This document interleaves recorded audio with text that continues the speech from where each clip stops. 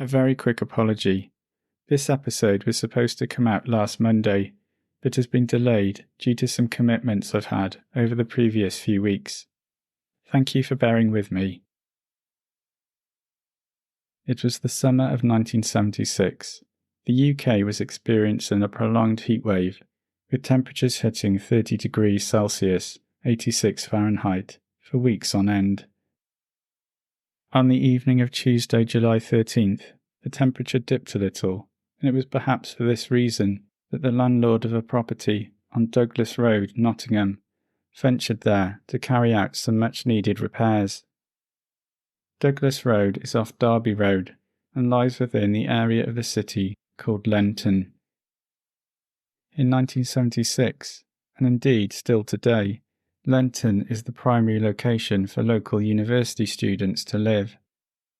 Most of the large houses that line the streets have been turned into multiple occupancy buildings consisting of small flats or bedsits.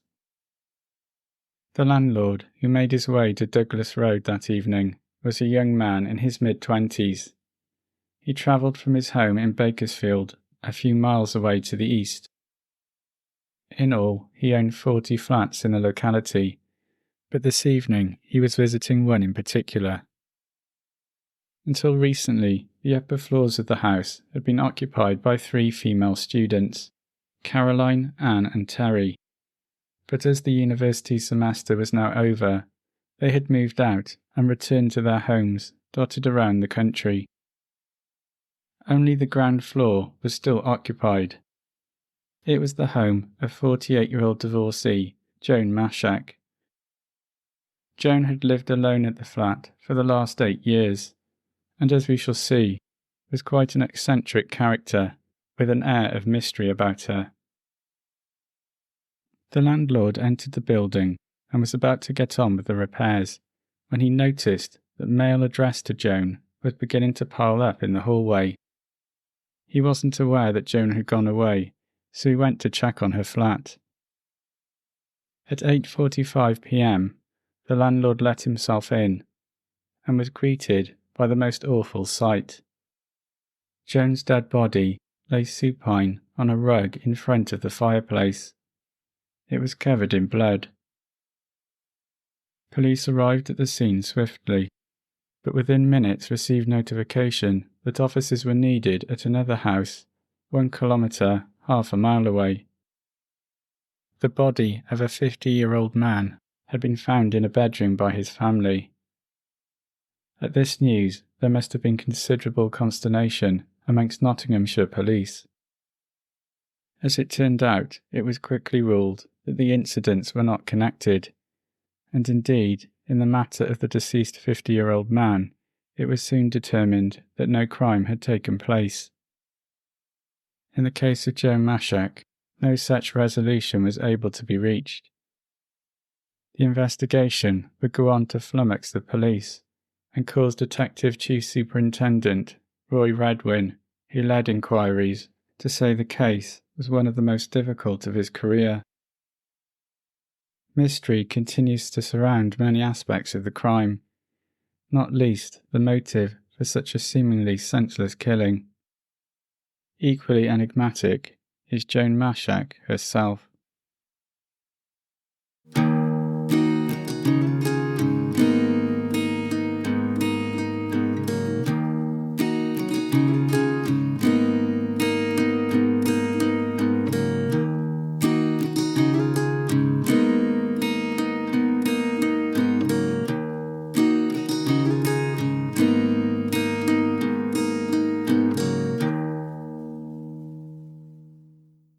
Persons Unknown is a true crime podcast dedicated to unsolved murders and missing persons cases from all over the world. I'm John, I live in Wales, UK, and I research, write and produce this podcast. New episodes are released every other Monday. If you'd like to become a supporter of the podcast, please see the link in the show notes.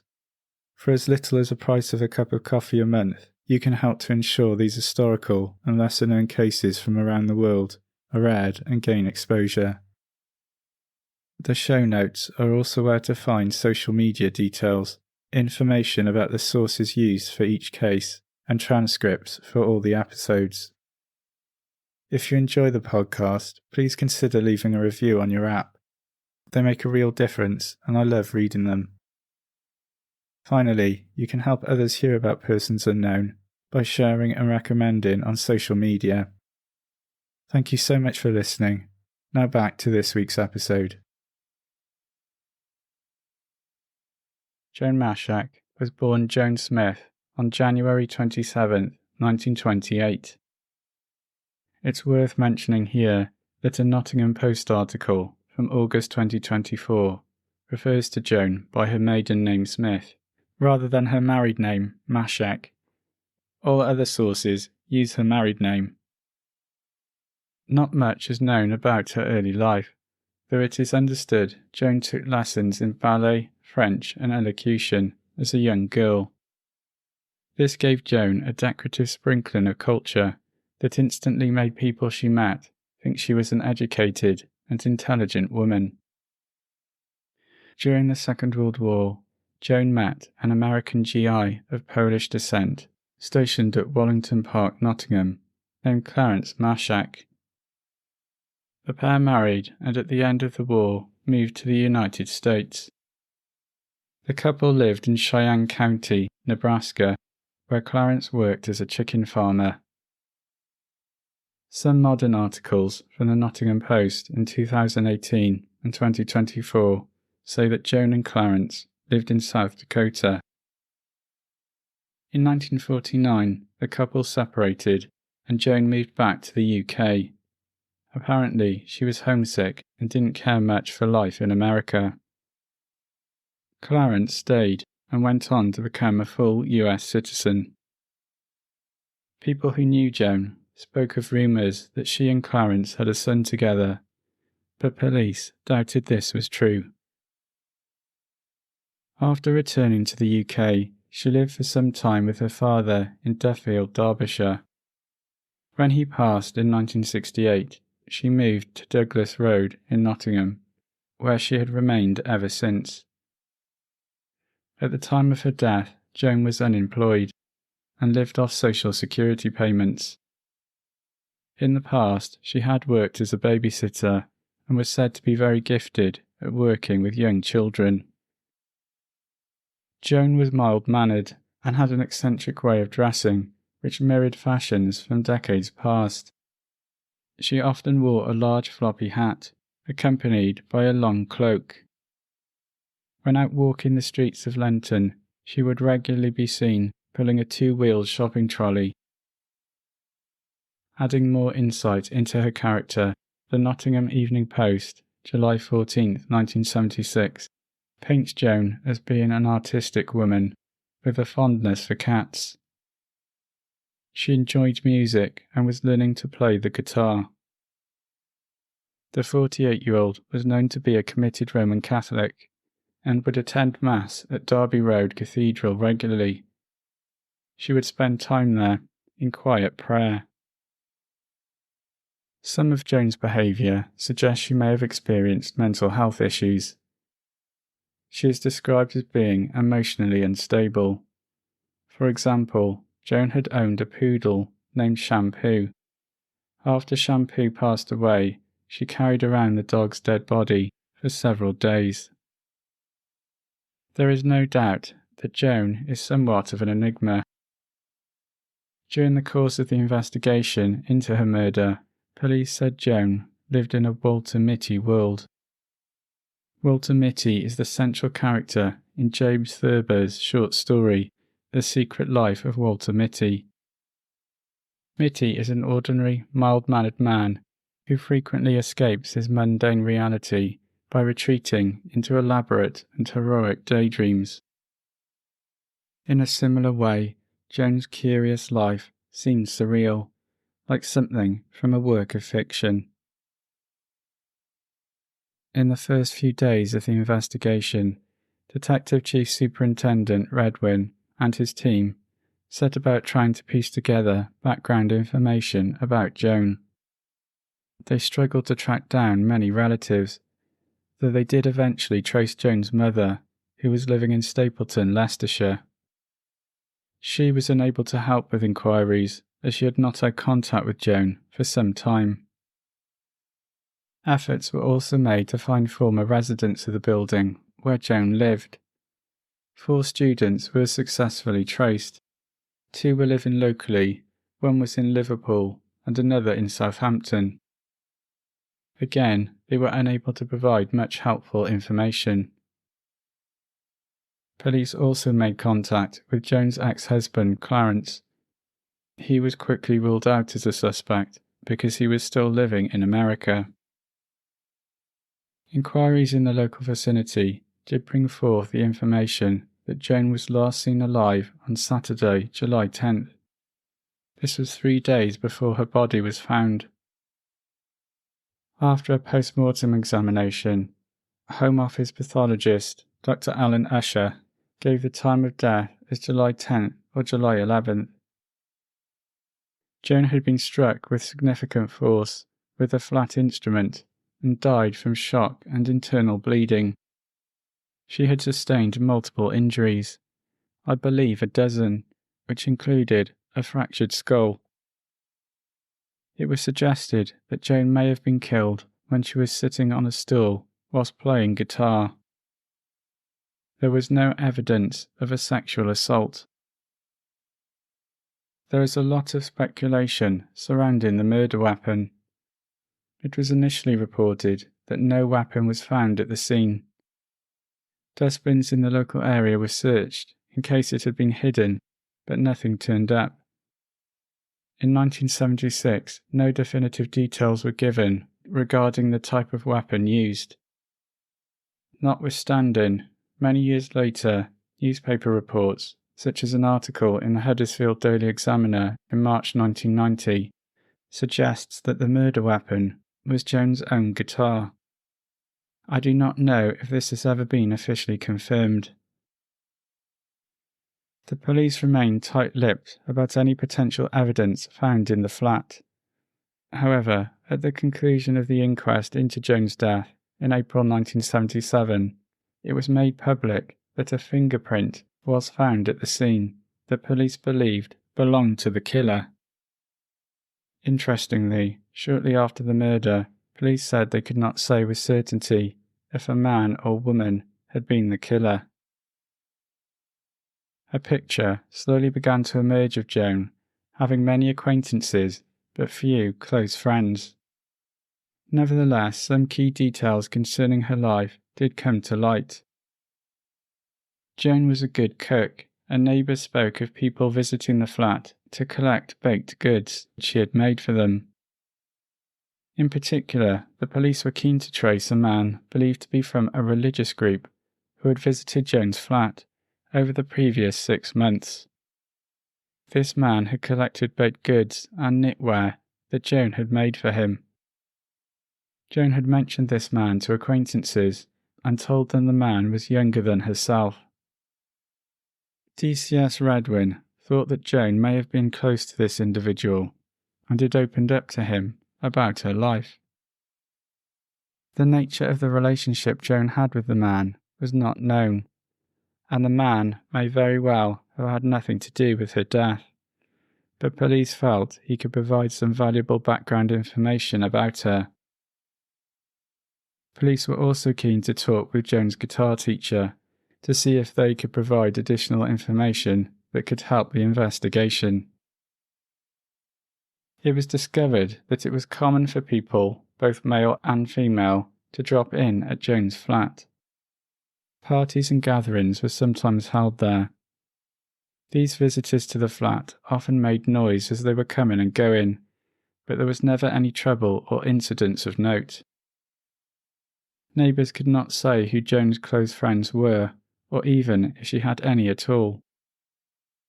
An article in the Nottingham Evening Post, July 15, 1976, says Joan was the kind of person who would, quote, befriend any lame duck. She was always happy to assist people she may happen to come across in the course of her day.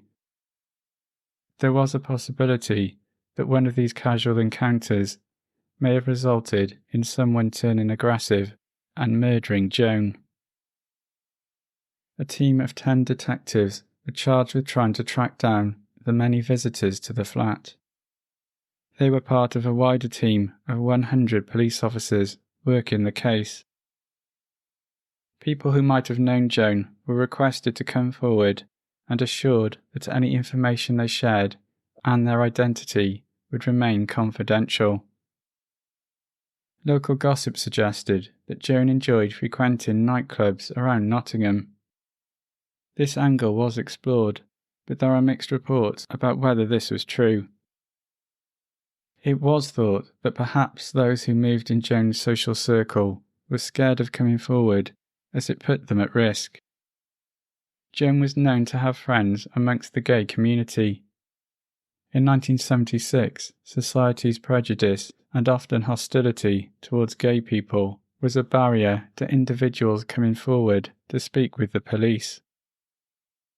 There was speculation about Joan's own sexuality. In 1978, the Nottingham Evening Post stated that Joan was not a lesbian, but some of her friends were. An incident room was set up at Canning Circus Police Station to coordinate efforts, and a police control point was established on Douglas Road. Operations were not confined to the local area. It wasn't long before leads were uncovered, which took the investigation beyond the confines of Nottingham. Within 3 days of Joan's body being found, Interpol were contacted because police were trying to find a nun from Norway who was thought to be a friend of Joan. The nun was said to belong to the Carmelite order and may have crucial information. The search for clues extended even wider. A tiny burglar alarm was found inside Joan's flat. It stood out as all her other possessions were in their place, but the alarm was still unboxed. Police speculated that she had recently purchased the item, possibly from a door-to-door salesperson. The manufacturing company was based in Hong Kong, and investigators checked to see if they could find out which shops in the area were selling that model of alarm. Further leads took inquiries as far as New York and New Zealand, but nothing solid was uncovered. Police were at a loss as to the motive for the murder.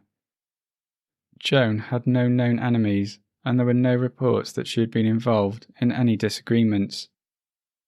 As I mentioned, there was no evidence of sexual assault, and robbery did not seem likely, as at first nothing seemed to be missing from the flat. The property appeared secure and showed no signs of forced entry. After thorough inquiries and searches, it was discovered that a valuable gold bracelet was missing from Joan's possessions. Unfortunately, police could not be sure it had been taken at the time of the murder.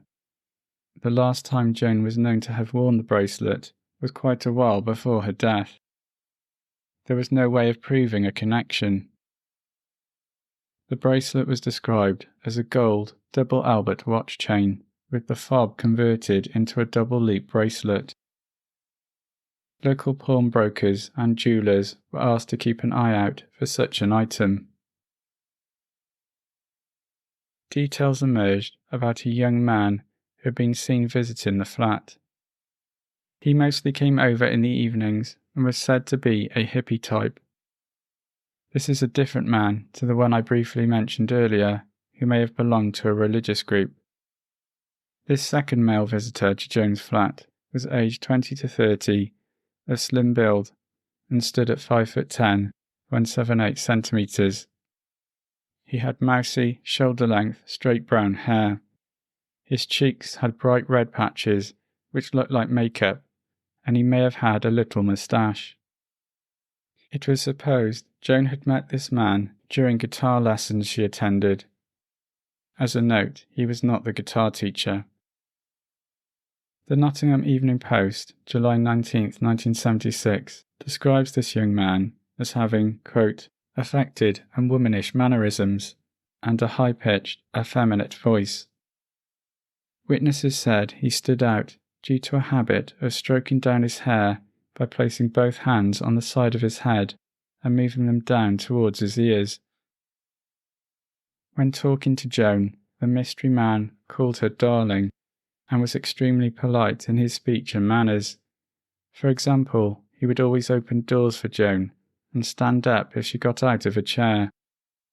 Every time the man got to his feet, he would lift up his coat flaps. When the man met up with Joan, they would discuss classical music and in particular ballet. The nature of this relationship was unclear, but police thought Joan could have acted as a surrogate mother to this man. They certainly believed the pair were likely to have been close and felt this man could be the key to solving the murder. The last time this man was seen at Joan's flat, he was wearing a dark green, thigh-length jacket with sleeves that were too short. The jacket was a little tatty, and the fabric was shiny from use. Under the jacket, he wore a faded yellow V-neck t-shirt and plain brown trousers, similar to riding breeches. On his feet, he had blue socks and brown sandals, with filled-in toes and heels. Newspapers referred to this young man as scruffy-looking. A full-length drawing of this individual was made and posters were circulated across the UK. Police appealed for people to come forward if they recognised him. A man matching this description was seen in a park in Nottingham, but sadly nothing of note amounted from this alleged sighting. Police asked landlords around Lenton to see if they recognised the man as one of their tenants. This process was made difficult as the city's 9,000 students were on the summer break and many had moved out of their lodgings. If and when they would return, it was often to a different flat or bedsit. It was very frustrating for the detectives involved. A search of Joan's flat unearthed a roll of camera film, which offered some potential clues. When developed, it depicted a group of people, one of whom was said to be on a list of people police were attempting to trace. Police have never released the images, as they said at the time they did not want to embarrass other individuals in the photographs. A third man was also being sought by investigating officers. A photo fit was released of him. He was seen with Joan on Balfour Road on June 30th, so less than 2 weeks before the murder. Balfour Road is the road next to Douglas Road, where Joan lived. The pair were spotted walking down the street together to a car parked on Ilkeston Road, which is a main road to the north. The car was facing west, in the direction of Lenton Boulevard. The man unlocked the passenger side door and Joan got in. He then got into the driver's side and the car drove off down Ilkeston Road. This man was described as looking like a professional businessman. He was older than Joan, aged 50 to 55, 5'10" 178 centimetres, with dark hair, greying at the temples. He sported a military-style moustache. He was dressed in a dark, single-breasted overcoat, two-piece suit and white shirt. He had on a dark tie and his shoes were well polished. In the photo fit, the man is wearing a hat, like a trilby, and has dark shadows or bags under his eyes. The car Joan and the man got into was dark-coloured, with 4 doors and around the size of a Ford Cortina. It was described by a witness as beautiful looking. The interior of the car was very eye-catching, as the upholstery was a violet pink in colour. A white circle was displayed on the windscreen above the tax disc. This man does not feature heavily in later reports. I don't know if his identity was ever discovered. Instead, more emphasis was placed on the scruffy hippie-type man and the young man said to be involved in a religious group. Concerning the latter, more information was soon presented. August 10, 1976 saw newspapers reporting that a witness had positively identified this man. He was in his 20s and was believed to live in West Bridgford. This is about a 10-minute drive south of Douglas Road, where Joan's flat was situated. This man had been seen with Joan 2 to 3 weeks before the murder at 8:30 in the morning.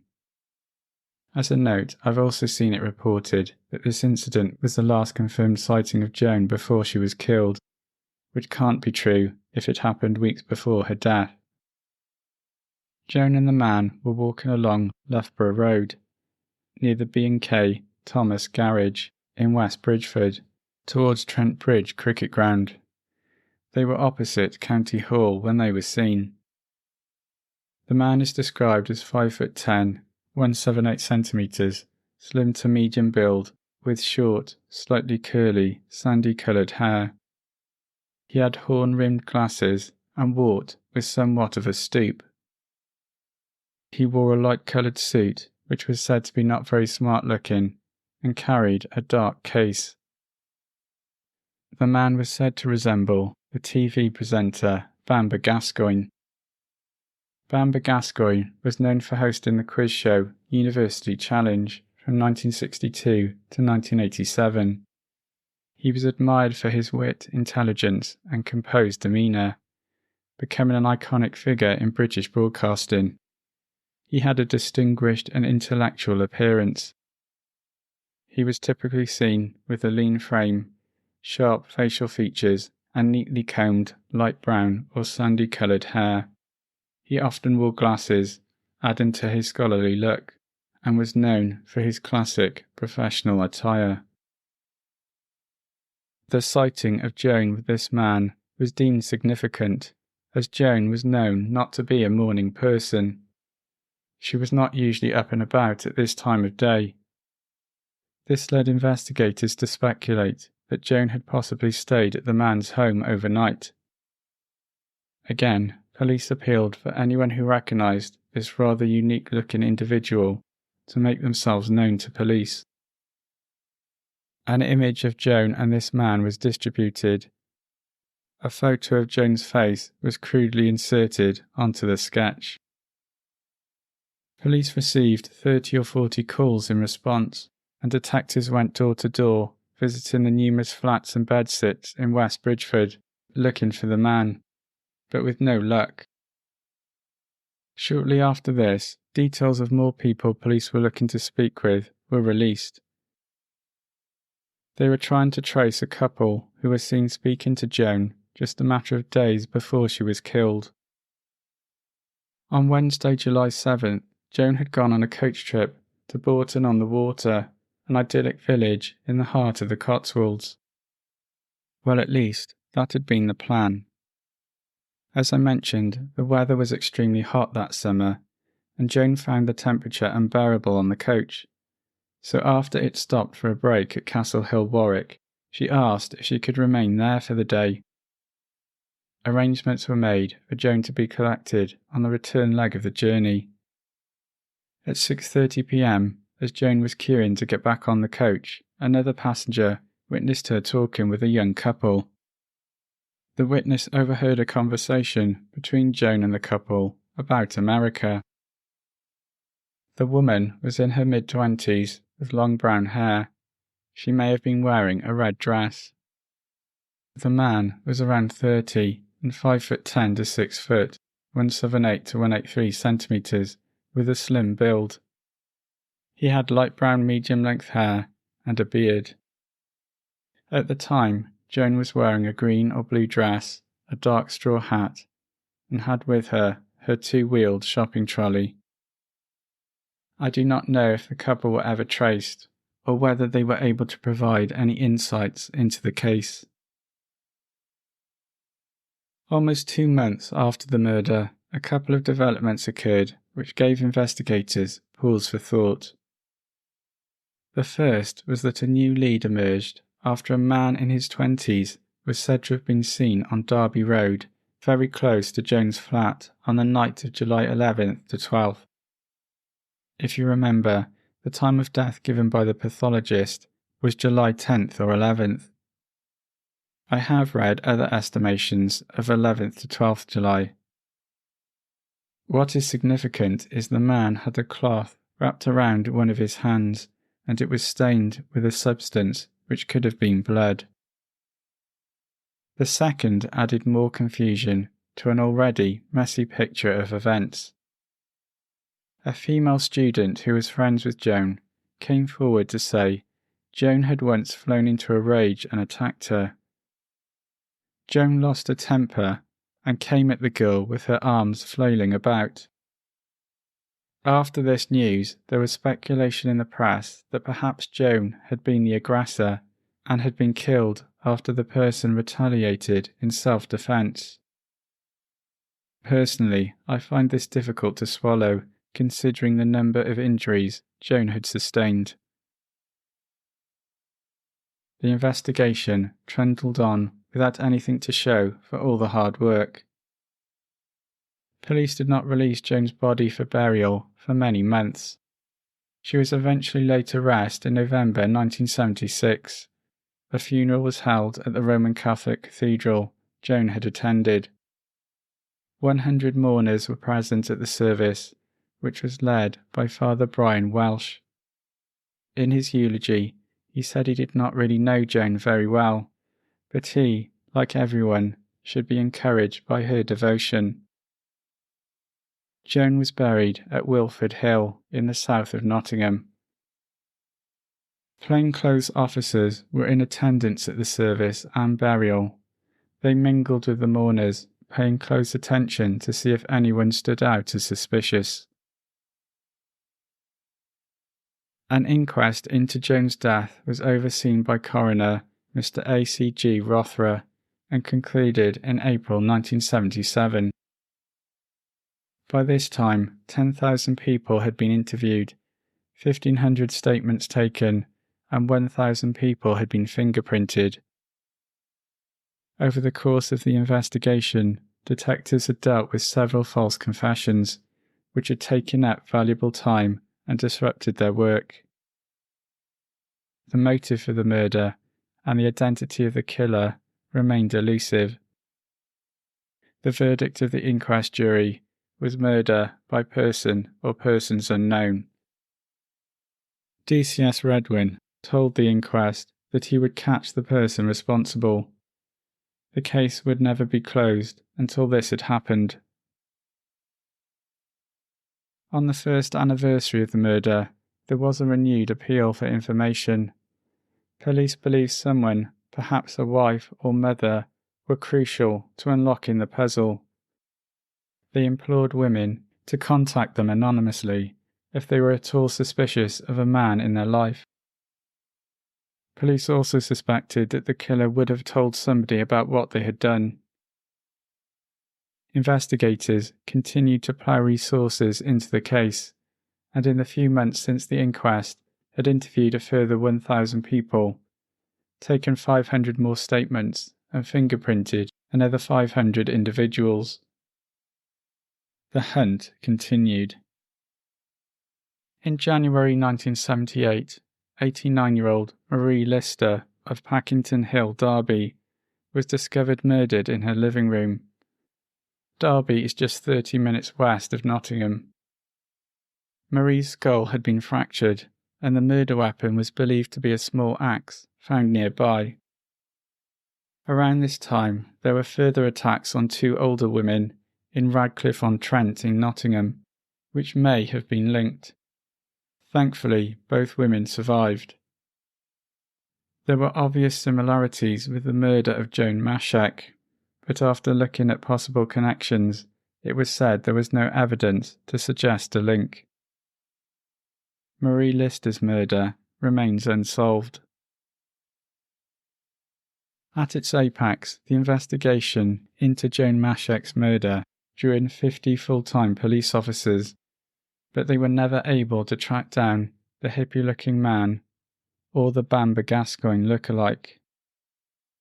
The really frustrating thing for lead investigator DCS Redwin and the other police officers involved was that they were sure if they could find the culprit, a conviction would follow due to the amount of evidence they were sitting on. The details surrounding much of this evidence have not been made public, apart from the fingerprint. During the 1980s, there was little news in terms of Joan's case. I came across personal messages in the Nottingham Evening Post that were printed on the anniversary of Joan's death and her birthday.